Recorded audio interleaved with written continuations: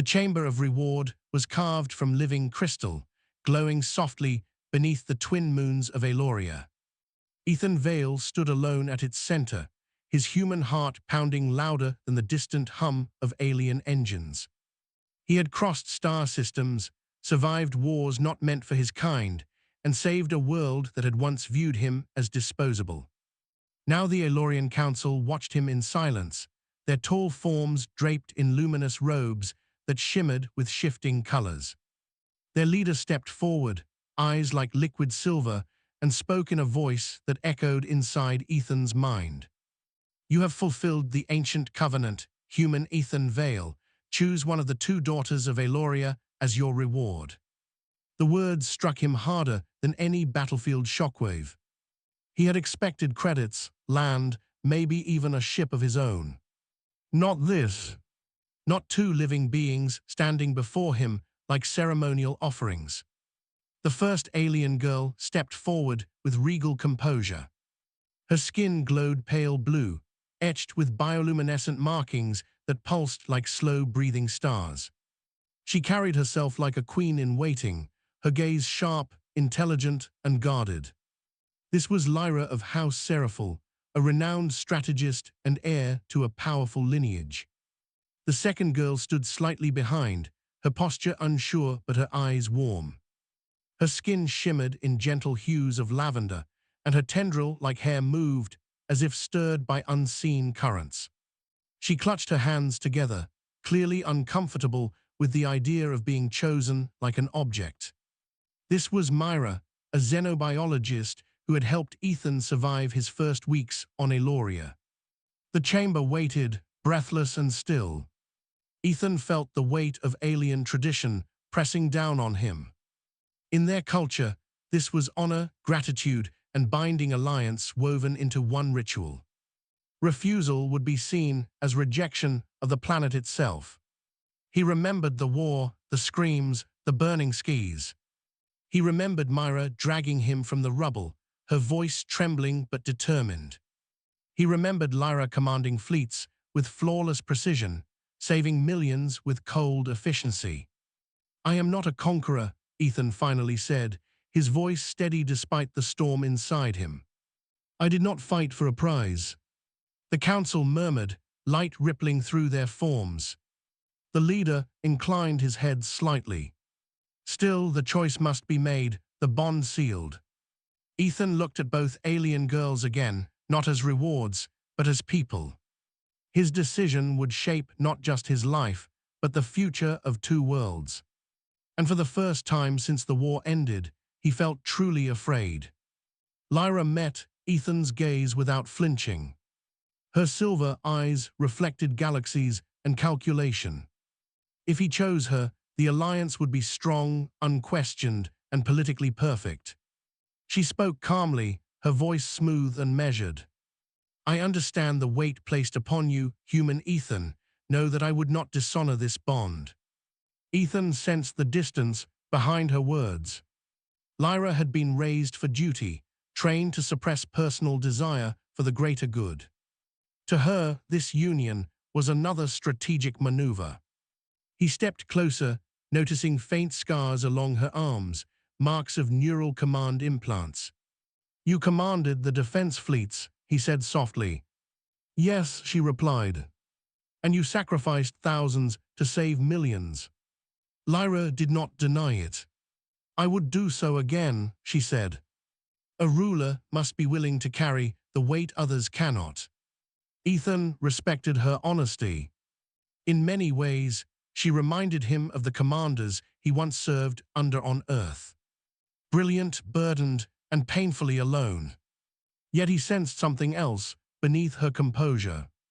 A quiet exhaustion. A longing never spoken. "If chosen," Lyra continued, "I would stand beside you as equal, not possession." Her words were sincere, though shaped by tradition. The council observed closely. This was the expected choice. A union of hero and heir. A story easily told across the stars. Ethan felt the pull of inevitability. Choosing Lyra would bring stability and peace. But his heart resisted, not out of fear, but out of something deeper. He thanked Lyra with a respectful nod and stepped back. Her eyes flickered with something almost like relief, or perhaps disappointment. Even she did not know which outcome she truly desired. Myra shifted nervously as Ethan approached her. Unlike Lyra, she did not hide her emotions. Her eyes softened, luminous and expressive. "I never wanted this," she whispered. "I helped you because it was right." Ethan smiled faintly. "I know." He remembered long nights in medical bays, Myra explaining alien biology while patching his wounds, laughing softly at his terrible attempts to pronounce Elorian words. "You treated me like a person," he said, "not a symbol." Myra's tendrils flushed brighter, a sign of emotional surge. "In my field, life is life, regardless of origin." The council shifted uncomfortably. This was not how the ritual was meant to feel. "If I am chosen," Myra said carefully, "I would want it to be because you choose me, not because you must." Her honesty struck Ethan like a truth he had been avoiding. He realized then that the real choice was not between two alien girls, but between tradition and conscience, between power and connection. Ethan turned back toward the council, heart pounding. "I will make my choice," he said. Silence fell like a held breath. Ethan faced the assembly, the twin moons casting long shadows across the chamber. "I choose Myra," he said clearly. Gasps rippled through the council, light flaring in shock. Lyra closed her eyes briefly, then straightened, accepting the outcome with dignified grace. The leader studied Ethan intently. "You choose the lesser house, the untrained, the unprepared." "I choose the one who stood with me when there was nothing to gain," Ethan replied. "Not as reward, but as partner." Myra's hands trembled as realization dawned. "You are certain?" she asked softly. "Yes." The council deliberated, ancient minds colliding with unprecedented logic. At last, the leader raised his staff. "Then so be it, let tradition evolve." Light surged through the chamber, sealing the bond not as ownership, but as alliance of choice. Lyra stepped forward and surprised everyone by bowing to Myra. "Serve him well," she said, with a small genuine smile. "And rule wisely," Myra replied. In the cycles that followed, Eloria changed. The story spread across the stars, not of a human who claimed an alien prize, but of one who redefined honor. Ethan and Myra worked together to build bridges between species. Science and humanity intertwined. Where once tradition demanded possession, now consent guided unity. Lyra rose to lead the council, reshaping law with the same ruthless compassion she once wielded in war. Peace endured, not because it was enforced, but because it was chosen. And under the twin moons, Ethan often reflected on that moment in the crystal chamber. The moment he learned that the greatest reward was not given. It was chosen. If you would like, I can also adapt this into a YouTube HFY narration script, add emotional packing cues, or rewrite it in a darker or more romantic tone. Peace never arrives quietly, it settles like dust after an explosion. In the months following Ethan's choice, Eloria appeared calm on the surface, yet beneath its crystalline cities and luminous skies, tension moved like deep ocean currents. Tradition had bent, but it had not broken, and ancient civilizations rarely forgive those who force them to change. Ethan felt it first in the silence. The way council chambers paused when he entered. The way some elders looked at Myra not with hatred, but with disbelief. As if her existence had become a question they did not know how to answer. Myra, for her part, carried the weight with quiet resilience. She continued her work among the biolabs and refugee zones, healing species that that had once stood on opposite sides of the war. Where Ethan was a symbol, Myra remained a presence. Hands steady, voice calm, heart open. One evening, beneath the twin moons, Myra confessed her fear. "They do not hate me," she said softly, watching starlight ripple across the glass gardens. "They fear what I represent." Ethan nodded. "So do I." Because what they represented was not merely a bond between two beings.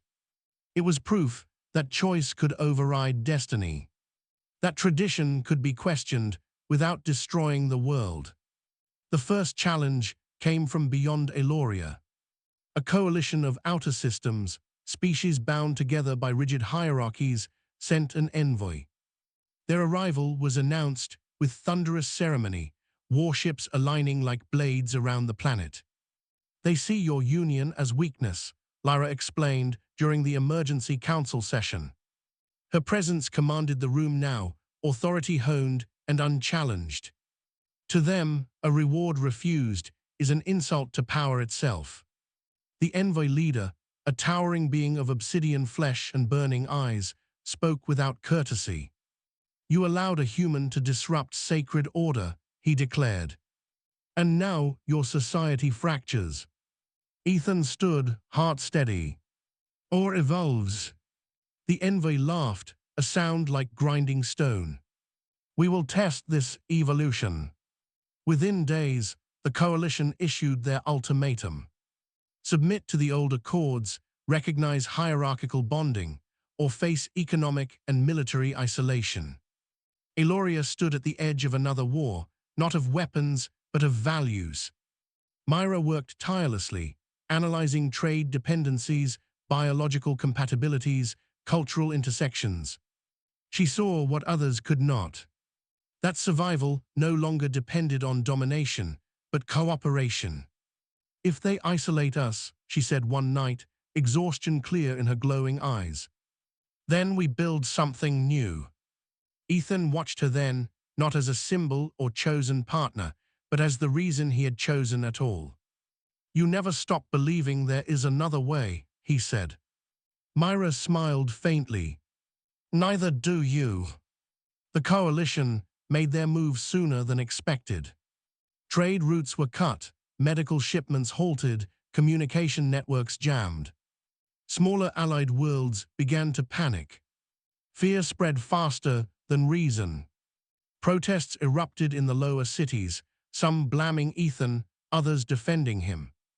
The words reward and choice echoed through the streets, twisted into weapons. One night, violence broke out near a research enclave. Myra was inside. Ethan reached the site as flames licked the sky. Security drones hovered uselessly, uncertain who they were meant to protect. He found Myra shielding injured workers, her bioluminescence dimmed by smoke. For the first time since the war, fear seized him completely. "Why are you here?" he demanded, pulling her away from falling debris. "Because they needed help," she replied simply. That was when Ethan understood the final cost of his choice. Love did not make life easier. It made it more dangerous. The council convened again, divided more sharply than ever. Some demanded Ethan be removed from all symbolic roles. Others argued his presence was now essential. Lyra listened, eyes cold, then spoke. "The problem is not the human," she said. "The problem is our refusal to accept that power can be shared." Silence followed. "The coalition fears contagion," Lyra continued. "They fear their people will see what ours have seen." Myra stepped forward unexpectedly. Her voice trembled but did not break. "If that is true," she said, "then let them see." She proposed an unprecedented act. An open summit broadcast across known space. No hierarchy, no ritual, no rewards. Just beings speaking as equals. It was madness. It was dangerous. It was exactly what the moment demanded. The summit began beneath the same twin moons where Ethan had made his choice. Representatives appeared as light and form. Some hostile, some curious, some afraid. Ethan spoke of war, of being small and expendable in a universe that measured worth in conquest. He spoke of Myra dragging him from rubble, of Lyra sacrificing certainty for peace. Myra spoke of life, of biology that did not care for borders, of hearts that beat differently but hoped the same. Lyra spoke of leadership, of learning when to command and when to listen. The coalition envoy watched in silence. When it finally spoke, its voice lacked certainty. "You risk collapse," it said. "Yes," Ethan replied. "But collapse is not the same as ending." The broadcast ended without agreement. But something had shifted. Trade slowly resumed, not as punishment lifted, but as fear weakened. Other worlds began asking questions. Quiet ones, dangerous ones. Back on Eloria, life continued. Myra and Ethan walked the gardens again. Scars still visible, but healing. "Do you regret it?" Myra asked one night. "Choosing me." Ethan stopped beneath the moons, looking at the world they had unsettled together. "Every day," he said honestly. "And every day I would choose you again." Myra laughed softly, tears glowing like starlight. "Then whatever comes," she said, "we face it together." Above them, ships moved not in formation, but in orbit. Waiting, watching, learning. And somewhere among the stars, civilizations whispered of a human who had been offered 2 alien girls as a reward. And had looked at them.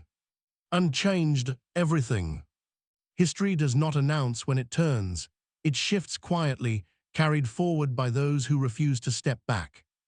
In the cycles after the summit, Eloria did not become a utopia, but it became something rarer, honest. The council halls were louder now, filled with debate rather than ritual recitation. Young delegates questioned elders openly. Scholars rewrote ancient texts with annotations instead of erasures. Tradition remained, but it no longer ruled unquestioned. Ethan found his role changing again. He was no longer merely the human who had chosen differently. He became a witness, a reminder that the universe was watching. Some nights, he longed for anonymity, for a quiet life where every word was not weighed across star systems. But Myra always sensed it. "You miss being just yourself," she said one evening as they stood above the ocean plains. "I miss being small," he replied. Myra understood. She had become a symbol too, though she never sought it. To many, she was proof that compassion could stand in the center of power and not be crushed. The backlash came slowly, then all at once. Fringe factions emerged, clinging to the old belief that hierarchy was survival. They spoke of contamination, of weakness, of erosion of order. One such faction attempted what the war never had. They tried to rewrite the story. Broadcasts spread across lower systems, claiming Ethan had been manipulated. That Myra had seduced him to seize influence. That Lyra had been humiliated and silenced. Lyra responded not with anger, but presence. She stood beside Myra during council addresses. Her authority unshaken, her voice clear. "I was not denied," Lyra said publicly. "I was freed." The words echoed farther than weapons ever had. Still, threats persisted. Security tightened. Assassination plots were uncovered and dismantled quietly. Ethan struggled with the cost. "How many people are hurt because of me?" he asked Myra one night. Myra placed her hand over his heart. "How many were hurt before you ever arrived?" she asked in return. The question lingered, not as absolution, but as truth. The moment that changed everything came unexpectedly. A distress signal from a coalition border world. A plague rapidly mutating, species blind. The coalition hesitated to ask Eloria for help. Pride and fear warred within their leadership. Myra saw the data and did not hesitate. "This is what we have been preparing for," she said. Lyra mobilized resources immediately. Medical ships launched alongside diplomatic envoys. Ethan volunteered to go, despite the risk. "You do not need to prove anything," Lyra told him. "I know," he replied. "But I choose to go." On the plague world, lines dissolved. Doctors treated enemies. Scientists shared knowledge without ownership. Ethan worked among them not as hero, but as hands and voice. When the cure was found, it was credited to no single species. The coalition broadcast the recovery themselves. And for the first time, their envoy bowed not in submission, but acknowledgement. Back on Eloria, the response was quiet celebration. No monuments, no rituals, just relief. Myra stood once more beneath the twin moons. "So this is how it happens," she said softly. "Not one choice, but choosing again and again." Ethan nodded. "The universe doesn't change because of one moment," he said. "It changes because people refuse to stop." In the years that followed, children across systems learned a different story. Not of conquest or reward, but of a human who was told to choose between two alien girls, and chose to see them instead. Lyra's reforms reshaped interstellar law. Consent replaced entitlement. Alliance replaced ownership. And when Ethan and Myra finally stepped away from the center, others were ready, not because they were ordered, but because they believed. Under the twin moons, the crystal chamber remained, no longer a place of reward, but a place of remembrance, a reminder that the greatest power in the universe was never domination. It was choice.